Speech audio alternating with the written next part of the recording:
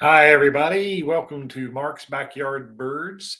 We're going to be doing a lot tonight. Among other things, we're going to be talking about two of the most difficult identification conundrums in your backyard: house finches, purple finches, and sharp-shinned hawks and Cooper's hawks. But before that, just welcome. Thank you for joining in. And this is our second go at this a monthly update live via YouTube. December update, we're calling this one. And there's a lot going on in the wild bird world. And feel free to if you have questions, type those in, and we'll try to get to most of them, and hopefully all of them if we can. But last month went really well, and it was a lot of good questions, a lot of good interaction. So again, we're giving it another try here. So the wild bird world, especially in your backyard, what's going on in December?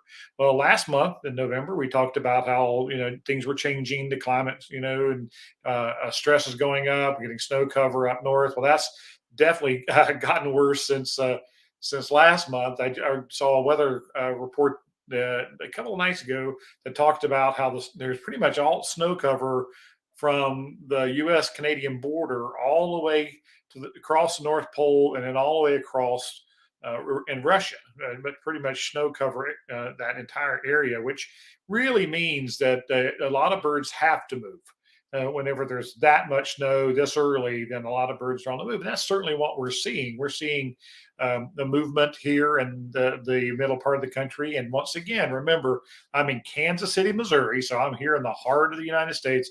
And when I talk about dates and birds moving, remember, if you live to the north, you're probably a little bit earlier than I'm talking about in here, this area. And if you live south of here, then maybe a little bit later than I'm talking about. So that's always a reminder here in Kansas City. So yes, birds are on the move. Goldfinches moved in pretty early this year and repopulated feeders pretty quickly. Again, September, October are the slowest months at bird feeders for our area because of all the natural food. We had a dry summer, so I think our natural food supplies were not real heavy this year. So the goldfinches from north of us, Nebraska, the Dakotas, those areas, and even further, getting pushed down. And our goldfinch population here in the Kansas City area really goes up in the winter months and their winter plumage, and that certainly has increased. But a lot of other birds, the other finch group, tends to move in a little bit later than the goldfinches do. Like we don't a lot of times see. It just depends. Purple finches really seem to they first settle into our area in October, November. A lot of times we'll find them in the field bird watching before we see them at bird feeders here in our area. And they tend to start moving into our bird feeders more in February. I mean, I listen to me, December and January, and then of course through February and those months, the winter months. But they're just now starting to get reports. Now, that brings me to our first identification problem, and that is, how do you separate house finches from purple finches? Because that has gotten much more complicated in the last 30 years in our part of the country. We only typically, historically, have gotten purple finches here in the winter months. They nest much further north than us. And so, whenever the house finches moved into our part of the country, it really confused people because they weren't used to seeing these red/purple finches nesting in our area. And so the house finches, and some of those house finches can be very dark red and have a lot of red on them and can be confused with purple finches. So I thought we would address that identification conundrum real quick, and then we'll move on to some of the other happenings. So I'm going to pull up a picture of the house finch and a purple finch. These are males, and the bird on the left is a male purple finch, and the bird on the right is a male house finch. Now, when you get to see them side by side, obviously you can see the difference very plainly. I heard it, when I first moved here into Kansas City area 30 years ago. The house finches were just starting to really move into our area. If you don't know the story, the house finches used to be confined to the desert Southwest. They were The old scientific name for them were Carpodicus mexicanus, which tells you they're a Southwest bird. And they were confined to that area. The Great Plains, Rocky Mountains kept them from expanding any further east. So they were confined to that part of the world. The purple finches came down in the winter into our area and went back up to breed in the north, and that was the relationship we had with those birds. Well, the house finches, the males, have really pretty songs, and they were captured and sold as cage birds. They called them Hollywood finches, and they were sold all around the country. And once the government made it illegal and to protect to take these birds out of the wild and sell them to protect them, people had to release their house finches that they had. Well, and especially in the New York City area, there were so many of these house finches that got released that they started breeding in that area, and they have expanded over the many years. It took almost 60 years before they started showing up here in the Midwest from the east, and at the same time. In the desert Southwest, we started having a lot of urban development. So these house finches could cross the plains by moving from one urban area to the other, bird feeders and water sources and things like that. And so those two populations came together right here in the heart of the United States. And so we started seeing house finches. And we think really right around just maybe over into Kansas, somewhere in there is where the Western population and the Eastern population actually got together, and they were moving in on each other. So well, it confused people. And I took many, many calls back in the early 90s about why do I have purple finches here? How is this a purple finch I'm seeing?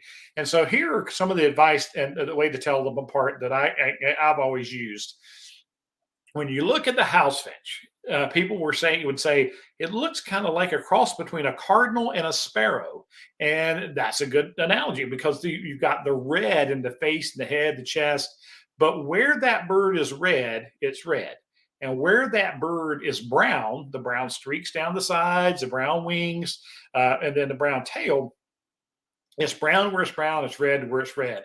Now look at the purple finch on the left. I always said purple finches look like someone has grabbed them by the feet and turned them upside down and dunked them in raspberry Kool-Aid. They have that all over, purplish, reddish wash over pretty much the whole body. So they're bigger, huskier birds. But again, if you're only seeing one at a time, then that's not as easy to use. If they're on the feeders together, the purple finches usually jump out at you, and you say, "Oh yeah, definitely a purple finch." But when you only see one or the other, and especially when you see a really brightly colored male house finch, it can make you think that it's a purple finch, and it happens all the time. Now it's easy in our area in most of the year because the purple finches don't nest here. So if you see a bird that looks like either one of these, and it's May, June, July, August, September, it's definitely a house finch because they're the ones who nest in our area, whereas the purple finches are only winter visitors. And so it's those years where we get a lot of purple finches in the area, and the house finches are out there as well. We get a lot of phone calls. A lot of people calling about that. Now, another easy way to tell them apart, and I mean even easier to me, is if the females are out there, and these are both females. This is on the right is a female purple finch, and on the left is a female house finch. Now, I think that the female house finch on the left is one of the plainest birds you're going to see. I mean, it is just, this brown gray streaks. And there's really nothing jumps out at you for identification purpose does. But on the purple finch, you notice that female purple finch, she has that white stripe through the eye and then the white mylar stripe down past her chin. And that really does jump out at you. Female purple finches are usually a lot darker than the female house finches. And so a lot of times when I look out in the fall and the early winter, and I see my first purple finches on my feeders, it's the females that jump out at me. I look, oh, that's female purple finch because of the white stripe through the malar and over the eye. So, and usually sometimes you can have just one or the other, but a lot of times you'll have a small flock and you'll see male and females together. So, but the females a lot of times alert me to start looking for the males. So, it is like I said, it's an age old identification problem, especially since the house finches have expanded across the country. That's whenever it got to be even more complicated. But now, if you use that, let's go. I want to go real back to the male. I want to make sure I cover this part again, and that is if you see on down the flanks, down the side here of that purple, the house finch, you'll see it's brown streaking. On the purple finch on the left, there is no brown. It is, white, and it's got that wash to it. So those brown streaks down those flanks of the bird as a telltale sign of a house finch. The other, if you want to get a little more scientific, if you look at the bill on the house finch on the right, you'll notice that the culmen, which is the split in the beak, from the lower mandible to the top mandible, actually turns downward at the skin right back there. It's kind of got a curved culmen, as we call it, and that's good for cracking really hard seeds. So that's a good way to tell them apart as well. If you get really good looks for them at them, or you've got pictures that you've taken and you want to go back and look at it, that's something else you can use. But mainly, it is again that color difference. It is the brown streaking down the sides of the house finch, and then in the females, it is definitely the females have that purple finches have that stripe to the eye and the beak. That's a good way to tell them apart. So, yes, the purple finches are just now starting to move in. And another bird that moves in from the south or from the north that really starts to show up late in the season in this area is things like the common redpoll, which is very uncommon here, but it seems like Ruth, who works for me, has in her backyard. She's had lots of red pole sightings over the years, and it always seems they always turn up more toward January. So it's like they're getting pushed down, and they're not quite here yet, but it's something to look forward to as December moves on. Yellow-bellied sapsuckers, another bird that for me, let's see, I've got a picture here. The yellow-bellied sapsucker, which is a real bird. It's not just the Jane Hathaway bird made up for the Beverly Hillbillies years ago. That is a woodpecker, and that is one on a peanut feeder here in Kansas City area. And they, in my yard, I might see them in October back in the woods or November, but usually it's December, January before I start seeing them come to the feeders when conditions get a bit harsher. So that's another way that things are changing in December is birds like that. So they're starting to move in. Um, I, Another bird, a very, very popular bird that we get a lot of questions about, of course, is the eastern bluebird. And this slide prompts me to to talk about how to attract bluebirds, especially in winter, and what we're seeing, because bluebirds are extremely popular birds, and this is a common scene, a fairly common scene here in the Kansas City area in the winter months. We get these flocks of bluebirds that will come into a source of unfrozen water. This is a heated bird bath, and a lot of times you can have, I don't know, 8, 10, 12 bluebirds around a heated bird bath because they've got to have that hydration. And this is true of a lot of birds, but bluebirds, it seems to be absolutely the best way to attract them to your backyard. Then once they come in, if you've got them coming to your backyard and coming to a feeder station area drinking water. Ooh, hello, Southwest Michigan, Joshua. Good to have you with us.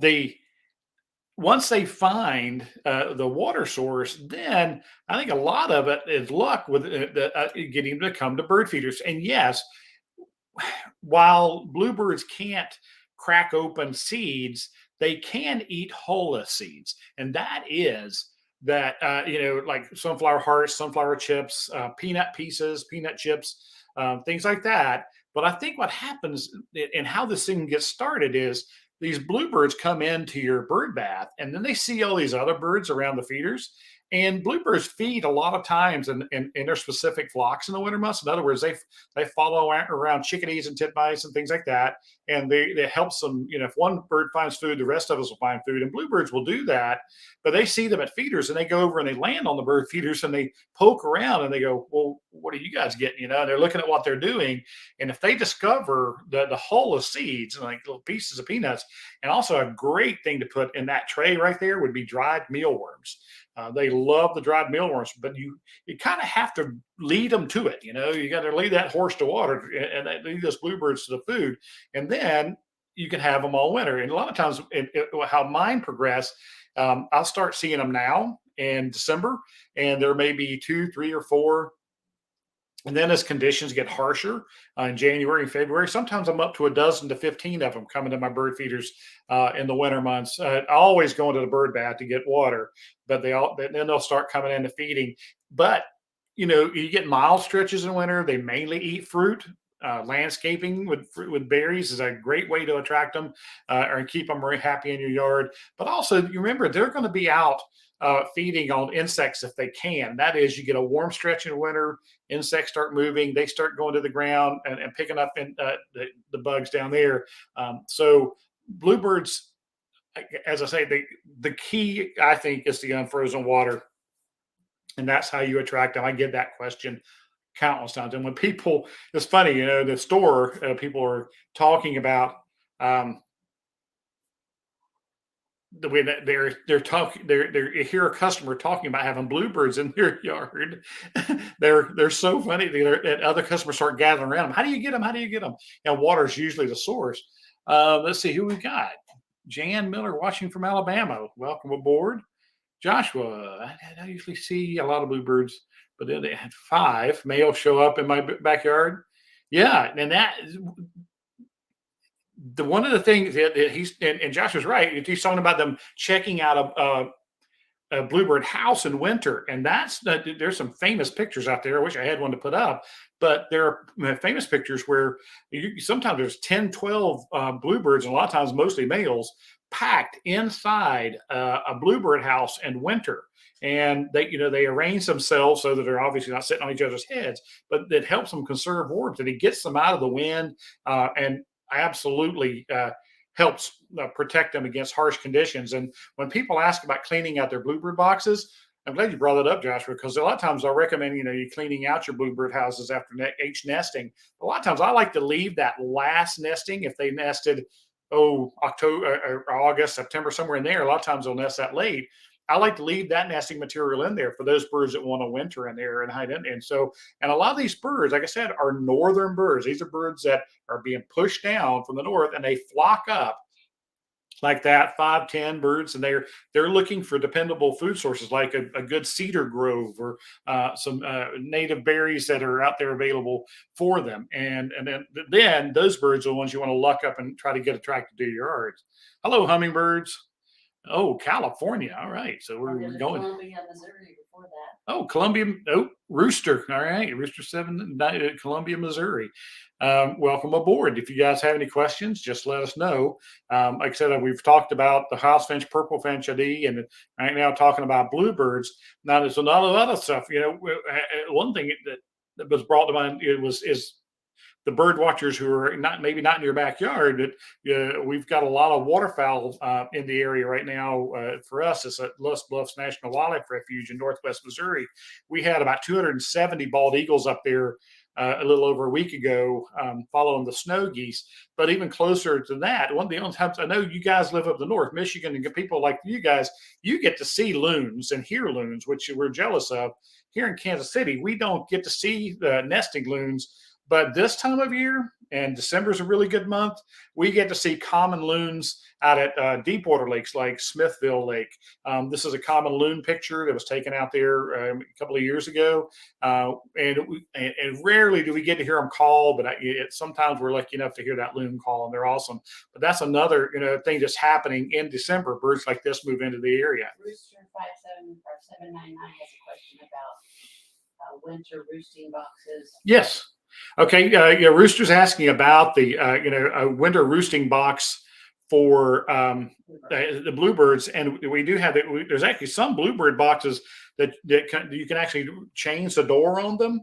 So the doors at the bottom, and you can put rods in them so that the bluebirds can be up off the floor and roosting on sticks that are in the box like that. They're specially made roosting boxes, and all those, anything to help those birds get out of the elements and harsh winter areas are useful. They are really, and chickadees will use them.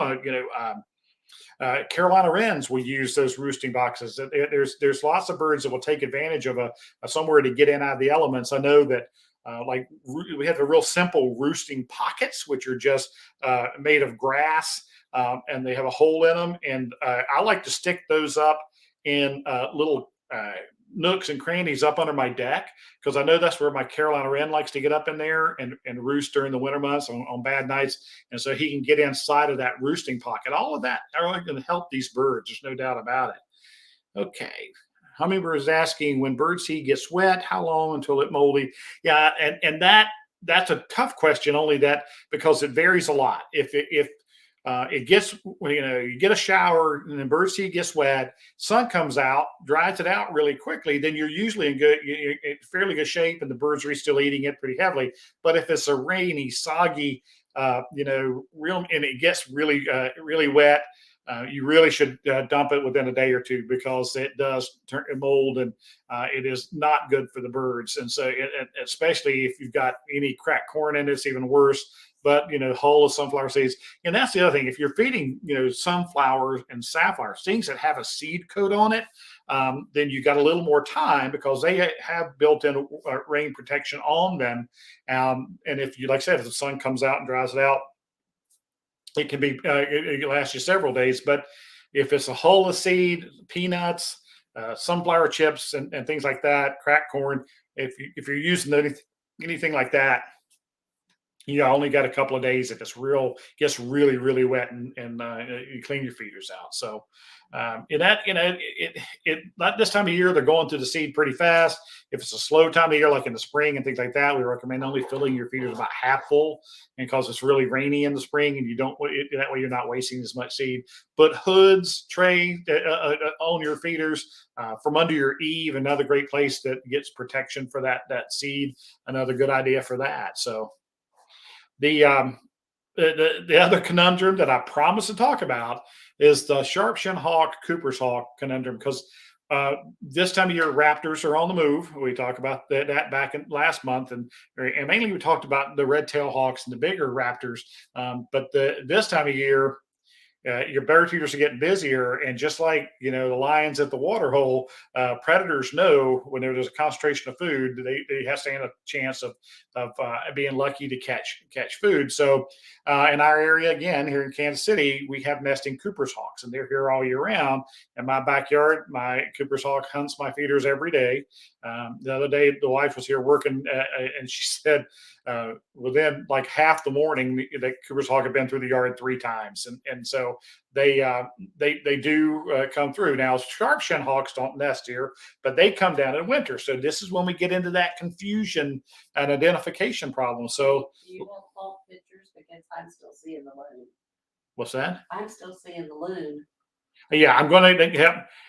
So this is a Cooper's hawk, and let's see. Let's do this roll. Let's switch it back and forth real quick. And this is a sharp-shinned hawk. These are adults, and when we look at these two birds, again, when you're only seeing one at a time, you can say, "Oh man, how do I tell them apart?" Because they look so much alike, and they do. They're very, their back color, their chest color, the tail, the configurations are very similar. In winter, then they're both here. There's some things you can look for. So the sharp-shinned hawk, which is on the average, is a smaller hawk. And if you've seen my raptor presentation, I talk about raptors have what is called reverse sexual dimorphism, meaning the males are smaller than the females. So a small sharp-shinned hawk isn't much bigger than a blue jay. So it's a very small hawk. The female sharp-shinned hawk is larger. Well, a male Cooper's hawk is about the size of a female sharp-shinned, and the female Cooper's hawk is quite large, and so she really stands out in her size when she's hunting your backyard. That doesn't help unless you're seeing them together. So when you're seeing one of these birds that comes zipping through your yard, grabbing a bird and flying off with it, how do you tell them apart? Or one sitting in a tree waiting for birds to come back to your feeders, and you're getting a good look at them. What are the things you can go through to separate them? Well, one of the first things I learned many years ago was to look at the tail, and this is a good example. The sharp-shinned hawk, the tail, the base of the tail, the very back end of the tail is very squared off, so it's straight across the bottom and straight with an S, sharp-shinned. The Cooper's hawk, and this picture, it can be a little harder to see, but the Cooper's hawk's tail tends to be rounded at the corners. See, like rounded for Cooper's hawk. Again, tail wear and a bird feathers break, feathers get worn down and things like that before molt. So that's not 100% all the time, but that is a general rule. The thing I look at in adult birds is I look at the cap or the head of the bird, and if you'll notice in this picture, this Cooper's hawk, you can see this bird has a cap to it. It has a very capped appearance, and like it's wearing a hat. And it gets lighter at the base, the back of the neck, and down the back. Whereas this sharp-shinned hawk has a very helmeted look. It's like that dart goes all the way down the back of the neck to onto the neck and to the back. So it's a helmeted look versus a capped look. And then hopefully that will help you. This is, by the way, yeah, this Cooper's hawk is called a starling in the snow, which is, we don't mind them when they catch starlings, and people get upset with them whenever they catch cardinals and things like that. So unfortunately, they fortunately they do miss a lot more than they catch, and so and they do catch the birds that we like sometimes, but it's part of nature, and they're a natural predator. All right, so we got some questions. Jan says, please. Jan says, thank you. Thank you. How did you birds survive in a tornado? That's interesting. It's amazing. If you've seen my talk I did about where birds sleep, and I talk about how birds, can latch onto a limb and when they put their weight down on their legs, they actually lock their tendons around that. They lock into place so they can't fall off while they're sleeping. So birds can, if they can especially get down low and they can get some cover, then sometimes they can survive it. But a lot of times birds move. they sense the barometric pressure changes and know when storms are coming, and for some birds, it's not hard for birds to fly 100 miles, and so they can get away from storms like that. Sometimes they die. I mean, that's just how that happened, and unfortunately we have had some excellent. Yeah, there's still a lot of bluebirds up in Michigan, and it sounds like that maybe those birds will be driven out. Maybe you guys have a good source of berries up that in this winter, and so you'll maybe be able to maintain keeping those bluebirds through winter longer, and especially if they can find unfrozen water. If if it starts to get really harsh, they may move a little bit further south during the worst part of winter, and then return to you back like in February, March up there in Michigan. So it just depends on where you are and what your natural resources, your natural food sources are for them. So now the Cooper's hawk, sharp-shinned hawk, real quickly, I'm just going to show you the difference between immature birds, because you'll see these guys hunting your backyard too. And a lot of the things that you think of is, well, wait a minute, that's a completely different bird. No, this is an immature Cooper's hawk. This guy hatched this year, and he's just learning the ropes. A lot of times they sit out in the open, and they're obviously not quite as learned as the adults are. But you can see one of the big differences here. We talked about that curved tail, but in here, look at the chest stripes. See how they look like big teardrop blobs on his chest. So he's more, he's lighter colored with the big teardrop shaped blobs on his chest, whereas the immature sharp-shinned hawk looks very dark, very, very blotchy brown spots on his chest. So a lot darker looking than the Cooper's hawk. So hopefully, if you've got one of these birds hanging around, these tips will help you identify them. So Cooper's hawk, sharp-shinned hawk, it's definitely can be a very confusing identification. So it looks like we're doing well in Michigan tonight. It looks like Heather's going to join us from Southwest Michigan, and Sue is in West Michigan. That's great. Boy, I appreciate you guys joining us tonight. What's going to be happening the rest of the month in December?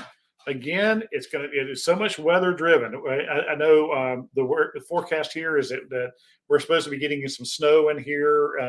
There's like a 25% chance of a white Christmas. So things will get a lot dicier for birds. I cannot emphasize enough the source of unfrozen water, but also, whenever you're providing food, especially during snowstorms and stuff, is to be able to for birds to be able to get to it. And snow covers up the millet and the things you put down on the ground for your juncos and your native sparrows, your ground feeding birds.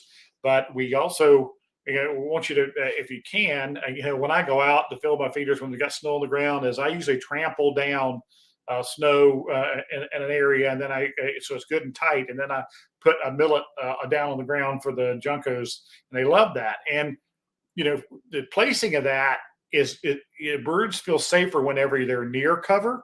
And so if you put your feeders near cover, if you put the millet on the ground near cover, the birds will like that a lot. Same thing with your bird bath. But a question I got this past week is a gentleman has house cats that are hunting his birds in his backyards. And I told him, whenever my advice, of course, is placing your bird feeders near cover and putting your seed near cover. Well, that is completely opposite if you have a cat problem, because cats use those bushes and cover as ambush. So I recommend keeping your seed away from the cover and get it out more into the open, so those birds can see or have a chance to see that cat coming and trying to sneak up on them. So that's the one exception to the near cover rule. Heather says, do you have an episode on dark-eyed juncos? I do. I have a video up. It's I'll put a link to it below. That's nothing but about juncos. So they are. I agree with you, Heather. Juncos are one of my favorite winter visitors. I know some people who don't like winter. They feel like the juncos are evil bird because they're a symbol of winter to them, and they dread it. But I love winter. I love snow, and my bird feeder activity just gets so much greater in the winter months. I love it. And juncos lead the way. They're just sparrows. They're a member of the native sparrows. They're related to white-throated sparrows and white-crowned sparrows and hair sparrows and song sparrows, but they're not. They just don't have the name sparrow in their name, but they are a sparrow. So yeah, I'll try to put a link down there by the end of the night to that junco, or you can just do a search. Hopefully, I hope you all are subscribed to the channel. You can go to the videos and just type in juncos, and it should pull up that video rather quickly for you. Rebecca's asking, have you talked about American goldfinch populations yet? American goldfinches. We talked about that really early and a little bit, and that is how the goldfinches get pushed this time of year here in Kansas City. During my nesting season here in Kansas City, I may have 10 to 12 goldfinches that visit our feeders. I'm already up to at least 50 or 60 now, and a lot of those are northern birds. Those birds are being pushed down from Nebraska and Dakotas and Minnesota, places like that. And once their seed sources start to get covered up and conditions get harsher, then they get pushed in further down here. I typically, in my yard here in Kansas City, I always say, if you've seen me talk about my yard, that the goldfinches are the stars, and usually I top out at over 100 goldfinches in my yard every winter here in the yard. So, goldfinch populations we're worried about a bit because of climate change. We're seeing a shift north in their nesting. The conditions are a bit drier, and I've seen some projections that in not the too distant future, we're not going to have goldfinches nesting here in the Kansas City region anymore. That those nesting populations will shift. We'll see how that plays out, but I hope not, because I love my American goldfinches. They're beautiful, and we love them here. Have you ever seen a universal? A universal clamp-on ant moat for feeder poles. I have not seen a universal clamp. I've never seen. I don't know that I've ever seen a clamp-on ant moat. Um, uh, that is interesting. Rooster, you're right. Snowbirds is one of the most common nicknames for the dark-eyed juncos. And a matter of fact, I think my video might be called the snowbirds. And that's what I grew up calling them as well. So Southwest Southern Illinois. Rebecca, welcome. She did near Crab Orchard National Wildlife Refuge. Yeah, that's it. I don't know where Crab Orchard National Wildlife Refuge is. I bet I'd love to visit it though. I've birded a little bit in Illinois, not a ton. There's a lot of diversity from north to south in that state, that's for sure. The longer states, you're very different from the northern parts of states. The birds that can be from the southern parts of the states. Missouri is a little bit like that. The Boot Hill region of our state, get a lot of diversity. It makes for good birding all across the states that you live in. So. Absolutely. Gosh, you're a good crowd. I'm great. Thank you all for joining in. And please, send in, ask questions, send in ideas because I'm going to do at least, like I said, one of these per month. We'll do, January update, and sometimes early in the month of January we'll do one for February and everywhere and things like that. So there's in particular topics you want me to talk about.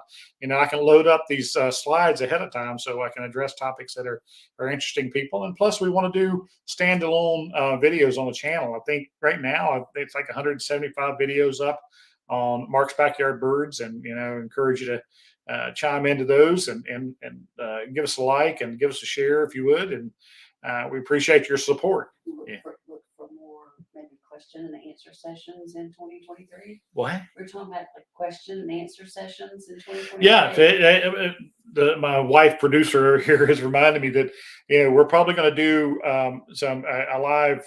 And we're shooting for Thursday nights, question and answer sessions, where that's what we do is we'll just answer questions instead of me talking about a topic that I've selected to talk for tonight. We'll just answer questions. So Unit 10, I made a feeder pole moat that works great from the top section of a 2 liter. Oh, okay. So you modified from a 2 liter bottle and made an ant moat. And for we don't have hummingbirds and ants this time of year here, but I know in certain parts of the country they still have hummingbirds visiting, and they have even have ants. It's warm enough to have to battle the ants. But yeah, water is the best method to use to keep ants away from hummingbird feeders. Plus, the birds can use the water. Like chickadees and goldfinches will drink the water from an ant moat. Most of our ant moats we suspend, and we have it, the hummingbird feeder hanging from the bottom of the ant moat that's filled with water. But Unit 10 is talking about making a pole-mounted version of it. Like I said, I've never seen that. I mean, that'd be an interesting to look at that. So that way you're protecting multiple ant moats that are on a pole. So that's pretty cool.